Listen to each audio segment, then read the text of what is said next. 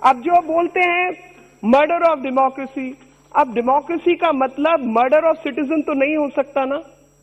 आप लाल किले के ऊपर चढ़कर झंडे को खराब करने का काम तो नहीं कर सकते, या जो खराब कर रहे हैं उनकी मदद का काम तो आप नहीं कर सकते।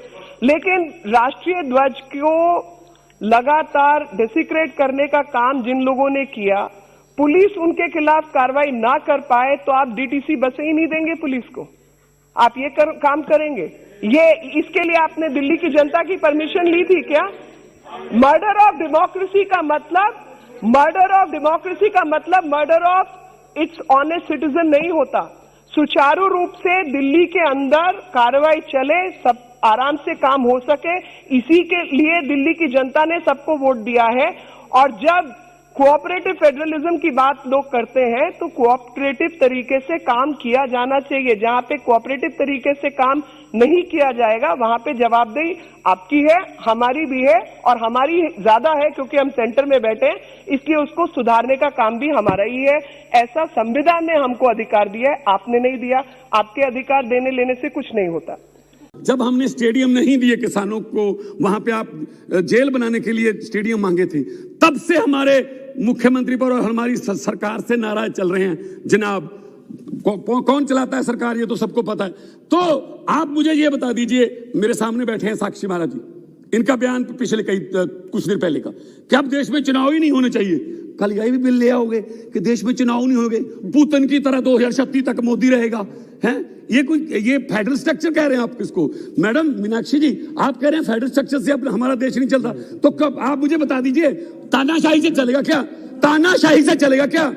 आप वकील हो, इसका मतलब ये नहीं है आप वकील हो, इसका मतलब ये नहीं है कि आप यहाँ केस लड़ रहे हो। आप लोकतंत्र की हत्या कर रहे हो।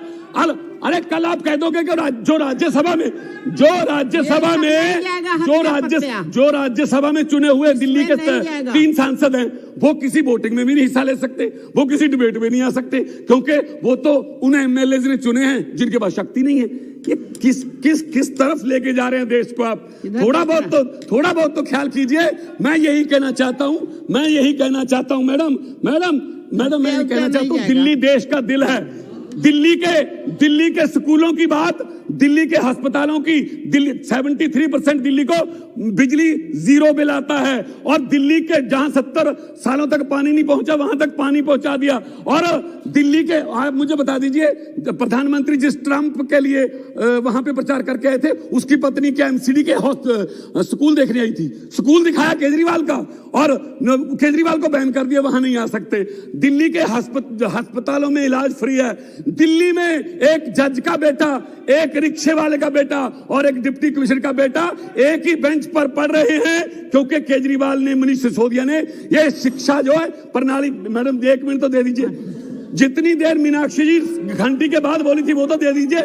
इनको क्या हो रहा है? आप दिल्ली को तानाशाही तरीके से लाट साहब के डंडे से चलाना चाहते हो। बिल्कुल गैर संवैधानिक है, बिल्कुल संविधान की हत्या है, ये लोकतंत्र की हत्या है, और इस बिल को तुरंत वापस लेना चाहिए, ताकि आप अगली बार तुम जीतिए ना भाई, अगली बार तुम जीतिए ना। पहली बार हुआ है मैडम, लास्ट में पहली बार हुआ है देश की हिस्ट्री में कि 90% से ज्यादा बहुमत लेके कोई सरकार आई है।